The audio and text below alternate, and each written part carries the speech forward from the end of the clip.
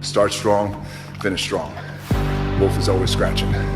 Let's roll. Up at 3:45 a.m., cardio by 4:45 a.m., hitting the iron by 6:15 a.m., in my pickup truck by 7:15 a.m., heading to work, ready to get after it, ready to shoot. There's no substitute for hard work. I'm gonna make something out of myself, but it's gonna be so good, it's bad.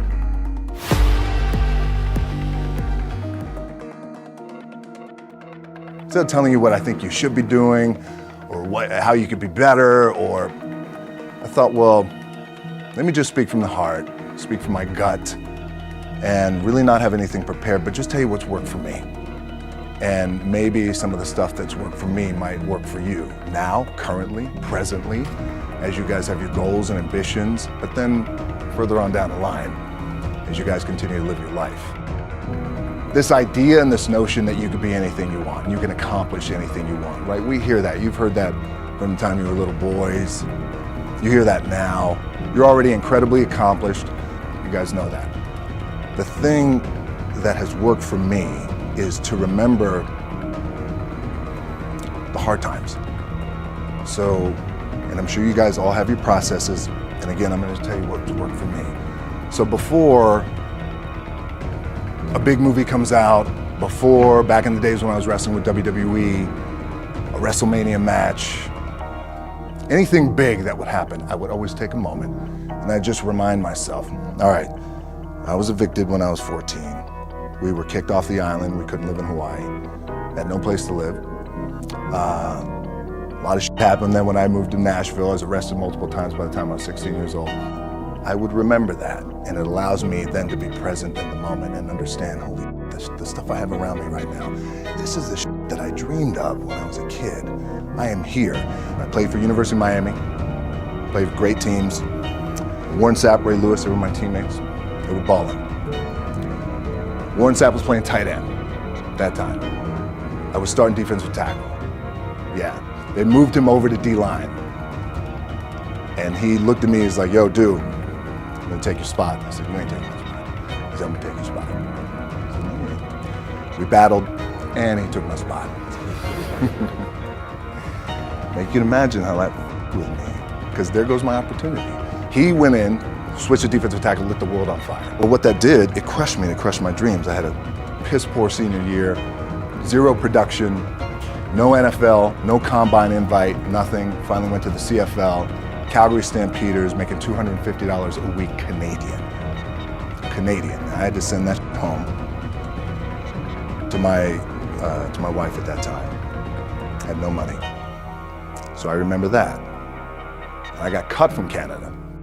My dad, in his pickup truck, came down 4 o'clock in the morning, picked me up in Miami from Tampa. We lived in a little apartment in Tampa. He drove down in his little pickup truck to Miami to get me when I was cut from the CFL. And I thought, well, I leave home like you guys left home. I'm ready to tackle the world, to get after it, achieve my dreams and goals. Crushed by 22, 23 years old. Now I gotta move back in with my mom and dad. I played on great teams though. Wait a second, this is not supposed to be my future. I'm supposed to be in the NFL right now. I'm supposed to be making a lot of coin and buying my parents, buying me, taking care of my wife, but it never happened. So I pulled out my wallet, I thought, well, let me see how much money I have. I opened it up, I had a 5, a 1, and change. Well, at least I rounded up to $7. But I thought, God, ain't this a bitch? I got $7 in my pocket. Where the f do I go now? What do I do? I can't go back to the CFL. The point comes where you hear that voice, big run's over. You're done, right? So I heard that voice. So as Coach was saying, man, I hold on to that, I'm telling you. I keep, my back is up against this mother. We laugh, we joke, we have a good time, but my back is still up against this mother. I do not forget it.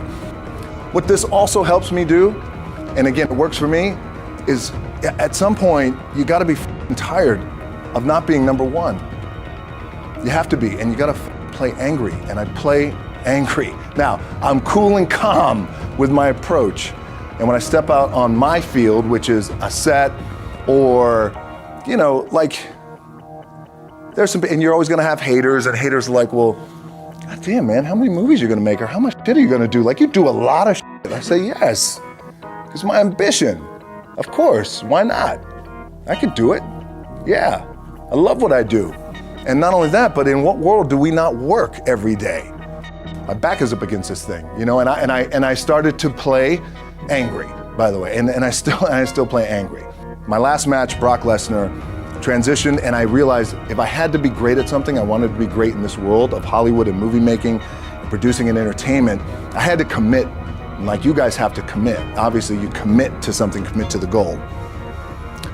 So I quietly retired. 2 years later, I thought, what did I do in my career? Because my movies were not doing well.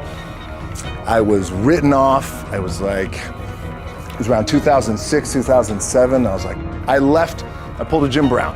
I left when I was on top, like #1 in the wrestling business, and I left. It was a ballsy, gutsy, some call it stupid move, but I had to commit and I had to follow what was in my gut. What helps me is to keep the hard times in the front of my mind, because it allows me to go into these big moments that I've worked my ass off, and you guys have worked your ass off. It allows me to go into these big moments with a different perspective. What it also does for me, and again, this is what works for me. Like, my back is up against this mother.